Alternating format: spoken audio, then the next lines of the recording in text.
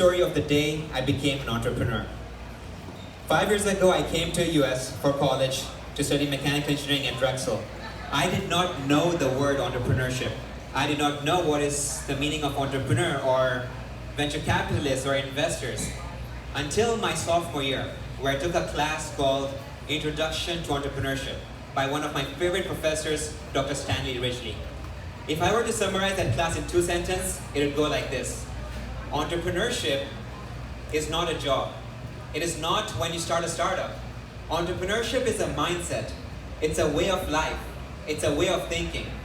And I would go back and share 3 mini stories of the day I became entrepreneur. Number 1, when I was 8 years old, my family had just moved from Pakistan to Tanzania. And we were in a new continent, a new country, a new city. We were just starting off from scratch.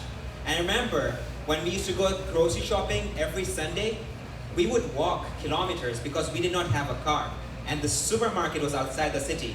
We would walk as a family to the supermarket, and on the way back, we would take the cab because we were trying to save as much as we could to afford our own car. And that's when I realized the importance of resources, the importance of money, the importance of time and optionality. The second mini story is in my primary school. Back in Tanzania, when you bought a bottle of Coke, you had to leave a deposit around 50 shillings because that glass bottle had to be returned for you to get that money back. And many students in my school would just leave the bottles lying around. And I would pick maybe 5 bottles during the lunch break, take them back so that I could afford my own bottle of Coke.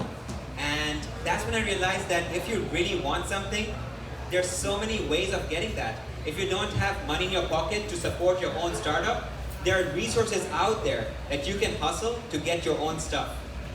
Now the third mini story is in my middle school, in my grade 8. So this was around 2008. I sold a piece of paper for $5 each. Why? Because of the story behind it. And this is the power of storytelling. When you have something that you want to sell, that you want to bring to market, if you have a strong story behind it, you can sell anything. This paper that I'm talking about was from the cinema. The movie Cloudy with a Chance of Meatballs had just come out, and in the cinema they were giving out these papers that you could scratch and sniff the meatballs or the fish or the noodles that were flying from the sky.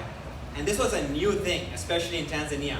So I took like 5 pieces of those posters, went back to school, and I said, hey, I have smelling paper. It's paper that you can actually scratch and you can smell food on it. And that story just resonated with people. That was something new, novel, and so something that I took for free from the cinema, I sold it to other kids for $5 each. So those were 3 mini stories from my life on the times when I realized this importance of entrepreneurship and came on this path. And now, this is just another story, the story of Orai. And I hope there's many more stories in the future. Thank you.